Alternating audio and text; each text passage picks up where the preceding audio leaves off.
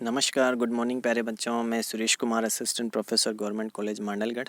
इस YouTube channel में होने वाली इस ऑनलाइन क्लास में आप सभी प्यारे बच्चों का फिर से स्वागत है। उम्मीद है आप सब लोग स्वस्थ और सुरक्षित होंगे और कोरोना महामारी से आप लोग सेफ़ और सुरक्षित होंगे। प्यारे बच्चों, रिसेंट में अपन जो टॉपिक्स डिस्कस कर रहे हैं, वैसे तो ये वीडियो बीकॉम फाइनल वाले बच्चों के लिए है और टैक्सेशन का जो जीएसटी वाला जो मैटर है अपन इस सीरीज़ में अपन देख रहे हैं। तो प्यारे बच्चों, जो टॉपिक जो अपना था वो था आपका क्या नाम से जीएसटी का तीसरा लेसन है। जीएसटी जो पेपर है आपका गुड्स एंड सर्विस टैक्स का, उसका तीसरा लेसन कि आपूर्ति का क्षेत्र और अर्थ है अपन इसमें डिस्कस कर रहे थे। इससे पहले 2 वीडियोस में मैंने पोस्ट किए हैं, उसमें अपन ने अर्थ देखा है, विशेषताएं देखी है और कुछ ऐसे लक्षण या कुछ ऐसे पॉइंट्स देखे हैं जिसके आधार पर किसी भी व्यवहार या गतिविधि को अपन आपूर्ति मान सकते हैं। ऐसा अपन ने डिस्कशन उसमें किया है। आज की इस वीडियो में जिसके बारे में अपन डिस्कशन करने वाले हैं वो है आपूर्ति का क्षेत्र, यानी कि किस गतिविधि को, अभी तक वही अपना वो ये जो रेलेवेंट टॉपिक जो चल रहा है, आपूर्ति का क्षेत्र, किस गतिविधि को या किस व्यवहार को अपन को जीएसटी के अंतर्गत शामिल करना है। यानी कि क्षेत्र का मतलब है कि जीएसटी का ऐसा क्या क्षेत्र है जिसके अंतर्गत किस किस गतिविधि को अपन जीएसटी के दायरे में शामिल अपने को उसमें करना है। तो इसके लिए पहले अपने को आपूर्ति का अर्थ आना ज़रूरी है और ऐसे क्या लक्षण हो सकते हैं किसी गतिविधि में जिनको अपन मापदंड मानते हुए उस लेन देन या व्यवहार को जीएसटी के क्षेत्र में शामिल कर सकते हैं। धारा 7 में अपन ने ये डेफिनेशन देखी थी आपूर्ति के बारे में, और साथ में ये भी देखा था कि कुछ शेड्यूल फर्स्ट है और शेड्यूल सेकंड है। अनुसूची फर्स्ट और सेकंड में साफ साफ कुछ गतिविधियों को आपूर्ति माना गया है और 2 पॉइंट थे कि सामान्य प्रगति के लिए और प्रतिफल के बदले किसी भी वस्तु या सेवा का लेन देन किया जाता है तो उसको आपूर्ति मानेंगे, और आपूर्ति प्रतिफल के बदले होनी चाहिए। आयात किया है आपने तो वो किसी भी परिस्थिति में, चाहे वो प्रतिफल के बदले हो या बिना प्रतिफल के हो, तो भी उसको अपन क्या मानेंगे, सप्लाई मानेंगे। ऐसा डिस्कशन अपन ने पहले वाले वीडियोस में किया है। अब थोड़ा देखते हैं कि आपूर्ति का क्षेत्र किस मापदंडों के आधार पर अपने को डिसाइड करना है। तो कुछ मापदंड है, ये बिल्कुल लिखा हुआ है। धारा 7 का मैटर फिर से यहाँ पर रिवाइज किया गया है, इसको ज़्यादा पढ़ने की ज़रूरत नहीं है। वही जो पहले वीडियोज़ में जो था वही अपने को इसमें लिखा गया है। देखिए, किसी भी कराधान की जो प्रणाली होती है, टैक्सेशन की जो प्रोसेस होती है, चाहे वो डायरेक्ट टैक्स से संबंधित हो चाहे इनडायरेक्ट टैक्स से संबंधित हो, सबसे इम्पोर्टेंट जो होता है कर का भार डिसाइड करना। यानी कि कर का भार, बर्डन ऑफ टैक्स किस तरह से डिसाइड करेंगे, उसके लिए कुछ क्राइटेरियाज होते हैं। उस बिंदु का निर्धारण करता है जिस पर कर लगाया जाएगा अथवा कर योग्य घटना। कर का भार अगर डिसाइड करना है तो आपको कर योग्य घटना का पता होना चाहिए। बिक्री कर में कर योग्य घटना होगी आपकी माल को बेचना। उत्पाद शुल्क में माल का उत्पादन कर दिया, उसका निर्माण कर दिया, वही कर योग्य घटना होगी। सेवा कर में अगर आपने सेवा दे दी है तो वो कर योग्य घटना होगी, आपको टैक्स लगाना है। अब जीएसटी में क्या होगी ऐसी कर योग्य घटना, इसी टैक्स की तरह सर्विस टैक्स हो, चाहे आपका बिक्री कर हो, चाहे आपका उत्पाद शुल्क हो, इनमें जिस तरह से कर योग्य घटना का निर्धारण किया गया है, सेम वैसे ही जीएसटी में भी कर योग्य घटना का निर्धारण अपने को करना है। और कर योग्य घटना का निर्धारण हो गया तो समझ लीजिए जीएसटी के क्षेत्र का निर्धारण आपने कर लिया। ठीक है, तो कर योग्य घटना क्या होंगी, मैं बार बार पहले भी बोला है कि आपूर्ति शब्द को इस जीएसटी में सबसे ज़्यादा हाईलाइट किया गया है और ये नया वर्ड रिप्लेस किया गया है। बिक्री हो, कुछ भी हो, इन सब जगह पर एक आपूर्ति शब्द को रिप्लेस किया गया है। ये आपूर्ति शब्द अगर आपने सही से समझ लिया है तो आप जीएसटी का क्षेत्र आप आसानी से समझ चुके हो।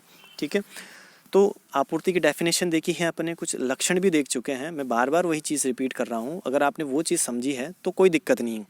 फिर भी अब क्षेत्र का मतलब कुछ मापदंड इन्होंने बनाए हैं, जो लक्षण अपन ने पढ़े हैं वही मापदंड है। अगर आपने वो समझे हैं तो ये वाला मैटर समझने में बहुत ही आसान होगा। तो सीधा मैं मापदंडों पे आता हूँ। क्या है पहला मापदंड, क्या नाम से आपूर्ति का अगर क्षेत्र आपको डिसाइड करना है तो सबसे पहले जो आपूर्ति अगर आपने की है किसी भी माल की या सेवा की, वो किससे संबंधित होनी चाहिए, माल से होनी चाहिए, सेवा से संबंधित होनी चाहिए, या दोनों की भी हो सकती है। कैसे हो सकती हैं, फॉर एग्ज़ाम्पल आपने किसी को फ्रिज बेचा है, आप एक व्यापारी हो, अगर आपने फ्रिज बेचा है तो क्या है वो गुड्स है, और उसके साथ उसके मेंटेनेंस की सर्विस भी आप देते हो कि 1 महीने 6 महीने तक अगर ख़राब हो जाता है तो हम इसकी फ्री में रिपेयरिंग करेंगे। उसमें जो गैस जो भरी जाती है सीएफसी गैस, वो हम लोग फ्री में भरेंगे। ठीक है, गारंटी की सेवा अगर आप देते हो कि ख़राब हो जाता है तो हम उसको रिप्लेस कर देंगे। वारंटी की सेवा अगर आप देते हो तो साथ दोनों दे रहे हो, गुड्स भी आपने सप्लाई किया है और सेवा की भी सप्लाई आप दे रहे हो, तो ये दोनों भी हो सकता है। हो सकता है आप सिर्फ फ्रिज ही दो, गारंटी वारंटी की कोई सेवा नहीं दो, तो वो चीज़ अलग हो जाती है। दोनों पर है सप्लाई दोनों। ठीक है, तो सबसे पहले अब सप्लाई तो दे दिया आपने, ये चीज़ समझ ली कि मैंने फ्रिज बेचा है या उसके साथ सर्विस दी है, तो अब माल की डेफिनेशन भी अपने को समझनी है। इसी चीज़ के बारे में इस वीडियो में डिस्कशन करने वाले हैं। माल क्या होगा, सेवा क्या होगा। जिस तरह से अपन देख रहे हैं कि आपूर्ति किसको मानेंगे, उसी तरह से माल किसको मानेंगे और सेवा किसको मानेंगे, गुड्स किसको कहोगे, सर्विस किसको कहोगे। चलिए देखें माल और सेवा के बारे में क्या लिखा हुआ है अगली स्लाइड में। तो देखिए माल से संबंधित डेफिनेशन इसमें दे रखी है और सर्विस के बारे में यानी कि सेवा का अर्थ भी इसमें ज़रूर समझाया है। इसको थोड़ा सा फोकस करके देखना। कोई चीज़ समझ में नहीं आती तो आप मुझे कमेंट में ज़रूर बताना, अंडरलाइन कर लेना, क्योंकि अपने पास मैटर जो है सेम है। आप सभी स्टूडेंट्स के पास जो बुक्स है और मैं जिस बुक से पढ़ा रहा हूँ वो दोनों सेम है अपने पास। MDS यूनिवर्सिटी के सिलेबस के अकॉर्डिंग है। कंफ्यूज होने की ज़रूरत ही नहीं है। आप तुरंत बेहिचक आप कमेंट करके मुझे प्रॉब्लम बताएं। तो देखिए माल के डेफिनेशन के बारे में क्या लिखा गया है, ये देखिए मैं इसको सर्किल में डाल देता हूँ। माल के लिए लिखा गया है कि मुद्रा एवं प्रतिभूतियों को छोड़कर सभी प्रकार की चल संपत्तियाँ, परंतु इसमें अभियोग योग्य दावे, खड़ी फसलें, घास अथवा अन्य ऐसी वस्तुएं जो जमीन से जुड़ी हो अथवा भूमि का हिस्सा हो, जिनको आपूर्ति से पूर्व अथवा आपूर्ति अनुबंध के तहत पृथक करने का अनुबंध किया गया हो, सम्मिलित है। ये डेफिनेशन माल की डेफिनेशन है। गुड्स की डेफिनेशन है। क्लियर हो गया है बिल्कुल किसको माल नहीं मानना है मुद्रा एवं प्रतिभूतियों को छोड़कर। बाकी जब जितनी भी चल संपत्तियां हैं, ठीक है, परंतु अभियोग योग्य दावे, ऑक्शनल, कोर्ट में कुछ केसेस आपके चल रहे हैं किसी भी माल के संबंध में या किसी भी सेवा के संबंध में, सप्लाई के संबंध, उनको छोड़ते हुए अगर खड़ी फसल है वो भी है, घास अथवा अन्य ऐसी वस्तुएं जो जमीन से जुड़ी है अभी उनको अलग नहीं किया गया है, अथवा भूमि का हिस्सा हो जिनकी आपूर्ति से पूर्व अथवा आपूर्ति अनुबंध के तहत पृथक करने का अनुबंध किया गया हो, सम्मिलित है। ऐसी फसल है या घास है जो जमीन से जुड़ी हुई है, अभी उसको अलग नहीं किया गया है, अलग करने का चाहे अनुबंध कर लिया गया है, ठीक है। आप जैसे फसल काट के बेचना है उसको, पर वो अभी ज़मीन से जुड़ी हुई है पर उसको काटा नहीं गया है, ठीक है, तो वो उसको सप्लाई नहीं मानेंगे। अब चाहे उसको काट कर बेचने का अनुबंध जरूर कर लिया गया है पर उसको अभी सप्लाई नहीं हुई है, उसको नहीं मानना है। दूसरा, प्रतिभूति और मुद्रा को भी सप्लाई नहीं मानना है। बाकी जितनी भी चल संपत्तियाँ हैं, जितनी भी चल संपत्तियों का अर्थ मुझे आपको समझाने की ज़रूरत नहीं है, क्या हो सकती है, मूवेबल एसेट्स जितनी भी हैं उन सबको माल मानेंगे, ठीक है। स्पष्ट है, मुद्रा एवं प्रतिभूतियों को इस अधिनियम के तहत माल नहीं माना है। मुद्रा एवं प्रतिभूतियों को कोई भी लेन देन इसमें आपूर्ति, जब माल ही नहीं माना है तो उसको आपूर्ति भी उसकी नहीं होगी। आपूर्ति देने से पहले उसका माल या गुड्स होना ज़रूरी है, सेवा होना ज़रूरी है, ठीक है। अब सेवा का मतलब क्या समझाया है इसमें देखिए, सेवा से यहाँ से माल, मुद्रा एवं प्रतिभूतियों को छोड़कर अन्य सभी कुछ से है। ये देखिए ये वर्ड बहुत ही दिखने में या सुनने में तो आपको बहुत आसान लगते हैं पर इनका डीपली अर्थ समझना है अपने को, ठीक है, क्योंकि क्वेश्चंस इसी तरह के आएंगे कि एक छोटी सी लाइन लिखेगा आपको और उससे में कंफ्यूज करेगा। तो सेवा का मतलब माल, मुद्रा एवं प्रतिभूतियों को छोड़कर, माल की डेफिनेशन अपन ने पहले देख ली है, ठीक है, सेवा में माल को शामिल नहीं करेंगे, ठीक है, माल का जो अर्थ अपन ने देखा वो उसमें शामिल कर लिया। दूसरा, मुद्रा एवं प्रतिभूतियों को माल में शामिल नहीं किया था, यहाँ पर भी नहीं करना है। तो सेवा में तीन चीज़ें हो जाएंगी, माल, मुद्रा और प्रतिभूतियाँ, इन तीनों को छोड़कर अन्य सभी से हैं। इसमें मुद्रा के प्रयोग से संबंधित गतिविधियां, इसके रूप, करेंसी अथवा मूल्य वर्ग का अन्य किसी रूप, करेंसी अथवा मूल्य वर्ग में परिवर्तन संबंधी गतिविधियां सम्मिलित है, बशर्ते इनके लिए अलग से प्रतिफल वसूल किया जाता हो। थोड़ा कंफ्यूज जरूर लग रहा होगा पर मैं आपको समझाता हूँ क्या लिखा गया है। सेवा का मतलब देखिए, सेवा में गुड्स को शामिल नहीं करेंगे, मुद्रा को शामिल नहीं करेंगे और प्रतिभूतियों को शामिल नहीं करेंगे। ये तीन चीज़ें तो आउट है सेवा से, ठीक है। माल को माल में ही शामिल करेंगे, गुड्स को गुड्स में शामिल करेंगे, ठीक है। प्रतिभूतियाँ बची और आपका क्या बचा, मुद्रा। इनको ना तो माल मानेंगे और ना ही सेवा मानेंगे, ठीक है। अब सेवा में क्या मानेंगे, इन सबको छोड़कर जो भी सेवा, जो भी चीज़ आपने दी है वो सेवाएं हैं, ठीक है।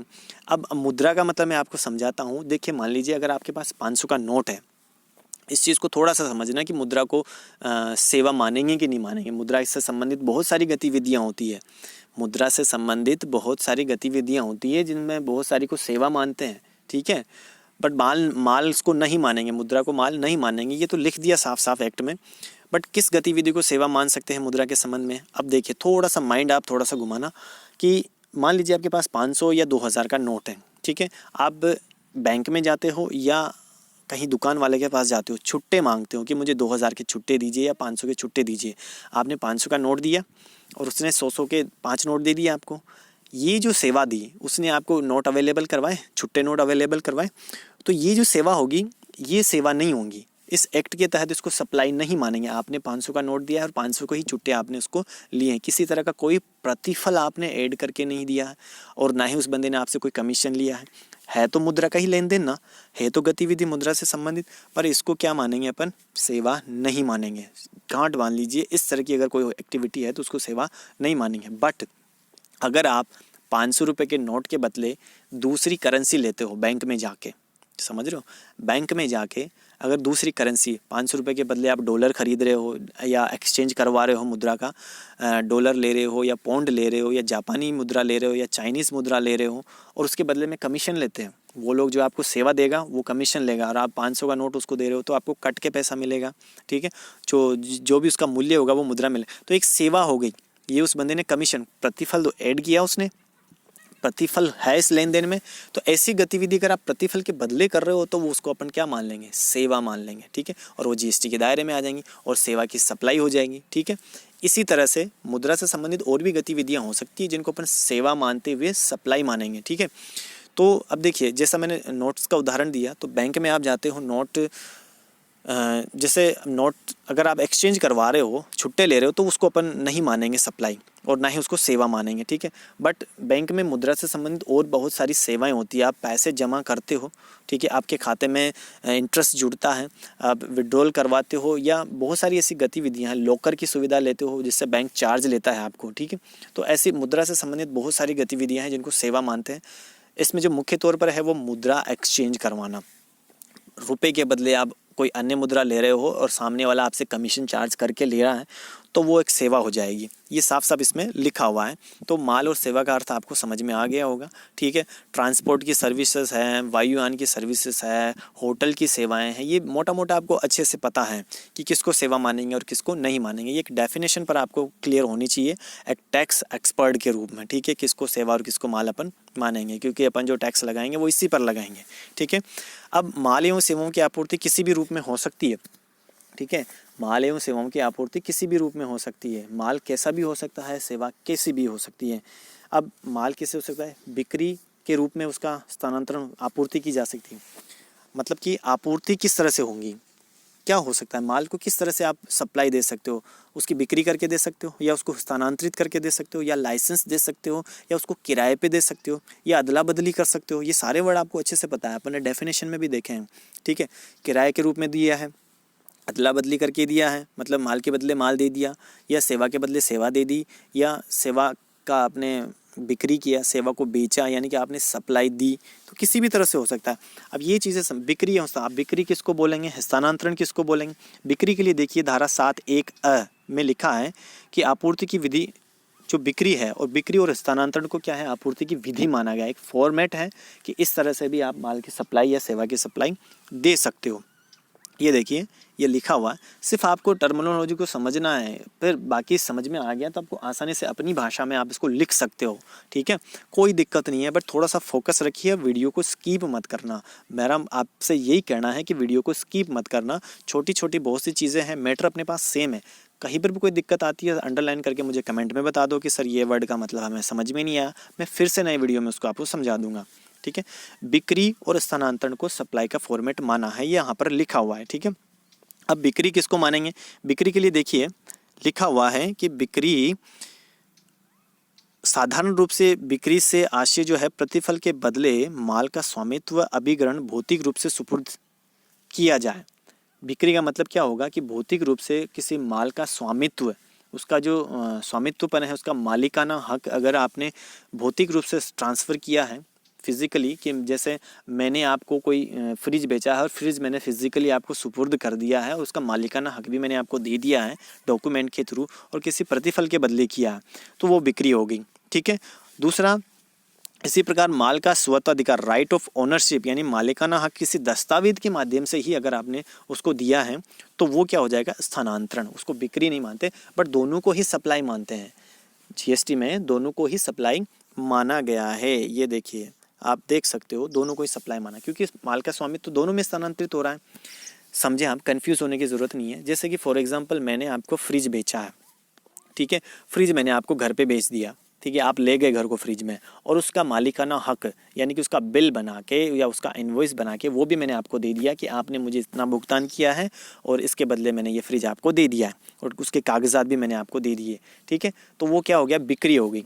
दूसरा तरीका क्या होगा कि मैंने आपको फ्रिज क्या होता है, अभी ट्रांसफ़र आपको दिया नहीं, सप्लाई दी नहीं, आप घर पे नहीं लेके गए फ्रिज को, बट मैंने आपको बिल बना के दे दिया है, उसकी बिल्टी या जो भी इनवॉइस था वो मैंने बना के दे दिया है, आपने मुझे पेमेंट कर दिया है, पर अभी सप्लाई मैंने आपको नहीं दी, फिजिकली उसको ट्रांसफ़र आपको नहीं किया गया। तो ये एक डॉक्यूमेंटल ही स्थानांतरण हुआ है, ओनरशिप आपको दे दी है, वो फ्रिज मेरे पास पड़ा है पर अभी आपको उसको सप्लाई नहीं दी है, पर ये भी एक सप्लाई ही मानी जाएंगे जीएसटी के अंतर्गत, ठीक है। क्लियर हो गया होगा। दूसरा जो तरीका है वो है आपका बार्टर और एक्सचेंज। ये देख सकते हो आप, बार्टर एक्सचेंज वर्ड लिखा गया है ये। अब बार्टर क्या होता है और एक्सचेंज क्या होता है। एक्सचेंज का मतलब विनिमय, आदान प्रदान, और बार्टर शब्द का मतलब मैं समझाता हूँ आपको क्या होता है कि वस्तु के बदले वस्तु अगर आप लेते हो, वस्तु विनिमय जिसको कहते हैं उसको बोलते हैं बार्टर प्रणाली। जैसे मान लीजिए सेवा के बदले सेवा भी ले सकते हो। कोई नाई है, नाई ने किसी डॉक्टर की शेविंग की या कटिंग की, ठीक है, या मेकअप किया, कुछ भी किया, तो और उसके बदले वो डॉक्टर फिर उसका स्वास्थ्य जांच कर देता है या उसके घर वाले के किसी भी मेंबर की जांच कर देता है, तो ये क्या हो गया, एक ने सेवा दी है और दूसरे ने उस सेवा के बदले सेवा ले ली, ठीक है। इसी तरह से अगर आप मान लीजिए कहीं दुकान वाले के पास जाते हो, या आपने जैसे मान लीजिए गाड़ी खरीदी है, मोटरसाइकिल नहीं खरीदी और उसके बदले में आपने पुरानी कार को बेच दिया उसी को। मोटरसाइकिल के शोरूम में गए, पुरानी कार ले गए, 1 लाख की पुरानी कार हुई और 1 लाख रुपए में आपने बाइक वापस खरीद ली, पर कैश में पैसा तो दिया नहीं, पर प्रतिफल तो दिया ना आपने, गाड़ी दी है पुरानी।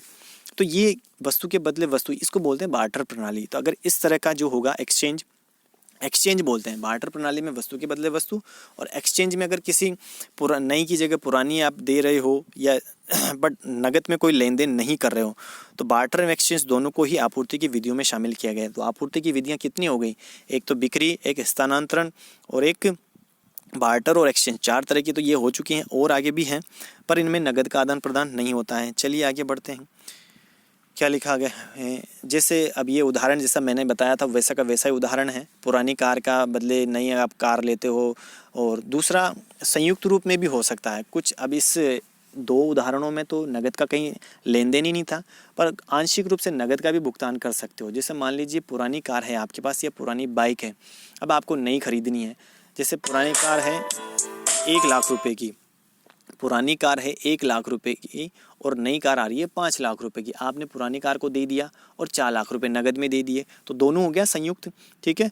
तो ये जो स्थानांतरण या बिक्री या बार्टर या जो भी आपका स्थानांतरण से संबंधित जो विधि है, इसको भी अपने सप्लाई मानेंगे। बार्टर हो चाहे एक्सचेंज हो, ये भी एक सप्लाई वाला मोड हो गया। लाइसेंस या पट्टा किराया, ये भी आपका क्या हो गया, ये डेफिनेशन में अपन देख चुके हैं। ये मापदंड हैं जिनके आधार पर किसी गतिविधियों को आप आपूर्ति मानोगे, किसी भी माल को या सेवा को आपूर्ति मानोगे। लाइसेंस के तहत अगर आपने कोई सेवा दी है या ली है, या किसी भी माल या गुड्स का स्थानांतरण बिक्री की है, पट्टा दिया है या किराया दिया है, किराए के बदले आपने सेवा दी है, या किराए में क्या होता है, किराए के बदले स्वामित्व का स्थानांतरण नहीं होता, किसी को सिर्फ प्रयोग करने का अधिकार आप उसको देते हो, ठीक है। ये सारे प्रकार हैं जिनके बदले आप किसी भी वस्तु या सेवा को सप्लाई दे सकते हो, ठीक है। अगला पॉइंट है माल अथवा सेवा की आपूर्ति प्रतिफल के बदले में की जाए। दूसरा जो मापदंड है आपूर्ति का क्षेत्र डिसाइड करने के लिए, वो है माल अथवा सेवा की आपूर्ति प्रतिफल के बदले दी जाए। अब प्रतिफल किसी भी रूप में हो सकता है, नगद में हो सकता है, या किसी वस्तु के बदले वस्तु भी हो सकता है, या सेवा के बदले सेवा भी हो सकता है। ये अपन ने ऊपर उदाहरण में देख लिया, ज़्यादा डीपली इसको पढ़ने की ज़रूरत नहीं है, ठीक है। कुछ पॉइंट्स हैं जो आप इसको पढ़ें, पूरा पढ़ना वीडियो को काफ़ी लंबा कर देगा मेरे लिए, तो आपको पहले वीडियोस में ये चीज़ें समझ में आ चुकी है, बार बार उसको रिपीट करने में कोई वो नहीं है, वीडियो काफ़ी लंबा हो जाएगा। आगे बढ़ते हैं अपन। तो अब देखिए बिना प्रतिफल के आपूर्ति के क्षेत्र में आने वाली गतिविधियाँ। अब देखिए अब तक जो अपन ने देखा कि प्रतिफल के बदले होनी चाहिए, वस्तु या सेवा से संबंधित होनी चाहिए, ऐसी गतिविधि को ही अपन आपूर्ति मानेंगे और आपूर्ति के क्षेत्र में उसको शामिल किया जाएगा। बट कुछ गतिविधियाँ ऐसी हैं जो प्रतिफल के बदले नहीं होती है, बहुत सी गतिविधियां हैं बट वो आपूर्ति मानी गई है। और ऐसा अनुसूची फर्स्ट और सेकंड में भी ऐसी गतिविधियां मेंशन की गई है जो वास्तव में प्रतिफल के बिना भी होती है, व्यवसाय की प्रगति के लिए भी नहीं होती है, फिर भी उनको सप्लाई माना गया है और साफ साफ उसको लिखा गया है। ये अपवादजनक परिस्थितियां हैं, ठीक है। इन सब के बारे में अपन जो डिस्कस करने वाले हैं वो अगले वीडियो में करेंगे। इस वीडियो में ये मैटर काफ़ी रहेगा। अब अगले वीडियो में अपन ऐसी गतिविधियों के बारे में डिस्कस करेंगे जिसको आपूर्ति के क्षेत्र में वो होती तो बिना प्रतिफल के हैं, पर उनको क्या नाम से आपूर्ति में ही उनको शामिल किया जाता है। तो अपन अगले वीडियो में इसके बारे में चर्चा करेंगे। जो पहला पॉइंट है व्यावसायिक संपत्तियों का स्थायी रूप से स्थानांतरण, निस्तारण या संबंधित व्यक्तियों और भिन्न व्यक्तियों के माध्यम से आपूर्ति, इन सब के बारे में डिस्कशन अपन अगले वीडियो में करेंगे। वीडियो काफ़ी लंबा हो जाएगा, तो मिलते हैं अगले वीडियो में प्यारे बच्चों। Have a good day.